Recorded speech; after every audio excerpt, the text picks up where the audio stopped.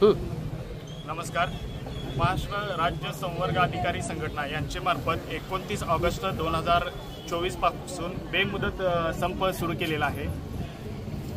नगर परिषद अधिकारी संवर्ग संघटना यांच्या मागण्याबाबत यापूर्वी सनदशीर मार्गाने ज्या आमच्या मागण्या आहेत त्यांना निवेदन वरिष्ठ अधिकाऱ्यांना निवेदन वगैरे देण्यात आलेलं आहे, परंतु त्या मागण्यांच्याकडे अद्याप कोणीही लक्ष दिलेलं नाही किंवा त्यावरती कुठलीही कारवाई झालेली नाही. आमच्या मागण्यामध्ये प्रमुख मागणी आहे की 2005 नंतर जुनी पेन्शन योजना बंद झाली, पण अद्याप ही जे नगरचे अधिकारी कर्मचारी आहेत यांना जी NPS असेल किंवा प्राण नंबर असेल अद्यापही लागू केलेला नाही.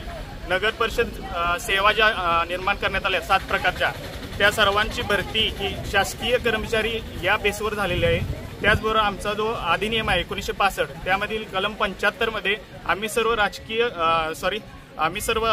राज्य शासकीय कर्मचारी असे स्पष्टपणे नमूद आहे, परंतु नगर विकास विभाग म्हणते की आम्ही शासकीय कर्मचारी आहे, पण वित्त विभाग याला मान्यता देत नाही.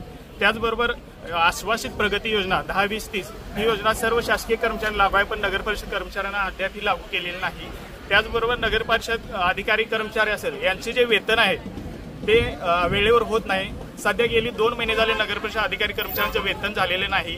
त्याचबरोबर नगर परिषद कर्मचारी अधिकारी असतात त्यांचे रजा निवृत्ती वेतन असेल दे किंवा इतर लाभ असेल ते याबाबत कोणतेही वेगळे अनुदान नगर परिषदांना मिळत नाही. या आमच्या सध्या तरी प्रमुख मागण्या आहेत. एकच मिशन, एकच मिशन,